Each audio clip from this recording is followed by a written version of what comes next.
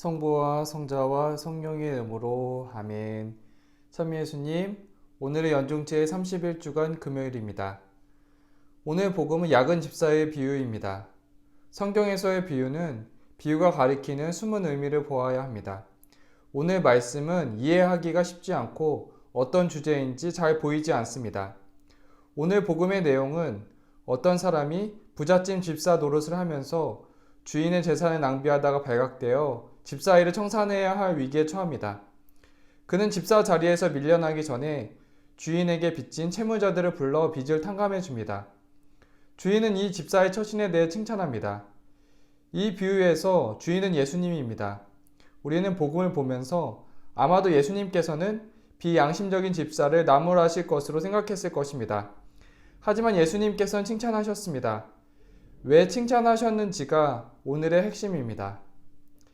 예수님께서는 집사의 비양심적인 처신은 뒤로 하고 다만 그가 민첩하게 위기에 대처한 사실만을 언급하십니다. 이 비유의 핵심은 집사의 불의한 처신이 아니라 위기에 직면하여 그가 취한 밀접한 결단입니다. 민첩한 결단과 행동과 관련한 내용을 나누고자 합니다.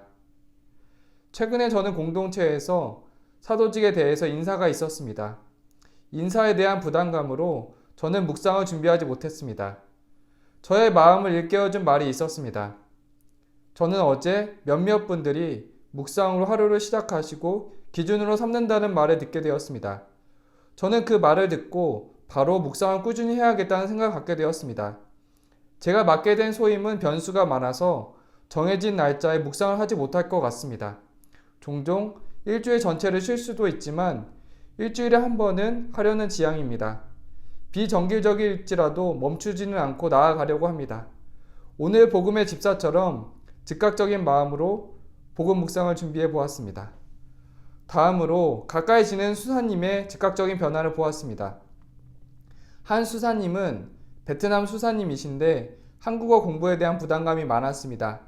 한 수사님이 그 수사님께 말했습니다. 성경은 하느님의 지혜가 있기 때문에 형제가 성경 읽기에 충실하면 성경의 지혜가 전해져서 공부에 도움이 될 거예요.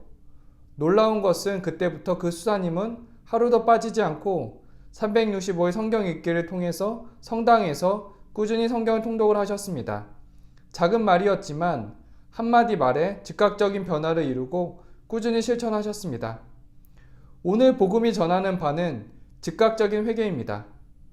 복음에서 큰 깨달음을 얻었던 사람들은 고민하고 행동을 미루지 않았습니다. 즉각적인 실천을 합니다. 자케오는 예수님을 만나고 재산의 반을 가난한 사람들에게 주겠다고 약속을 합니다. 엠마오의 두 제자는 저녁에 예수님을 알아보고 아침이 오기를 기다리지 않았습니다. 그날 저녁에 바로 갈릴레아로 떠났습니다. 마음속으로 죄 중에 있다면 내 마음이 회개하고 고요를 볼 마음이 생길 때까지 기다리는 것이 아닙니다. 평일 중에 있는 미사나 성설고해소에서 성사를 보는 것이 우리 영혼의 가장 중요한 일이고 우선적으로 해야 될 부분입니다. 영혼의 구원을 위한 일이라며 시인을 늦출 수 없고 하루라도 빨리 변화를 이루어야 할 것입니다. 오늘 집사는 영리하게 대처합니다. 우리도 세상적인 일에는 아주 영리하게 대처합니다. 우리가 주님과 함께하는 영성생활도 마찬가지로 영리하게 대처하는 것이 오늘 복음이 전하는 바입니다.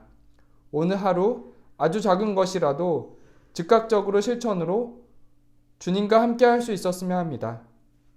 성부와 성자와 성령의 이름으로 아멘.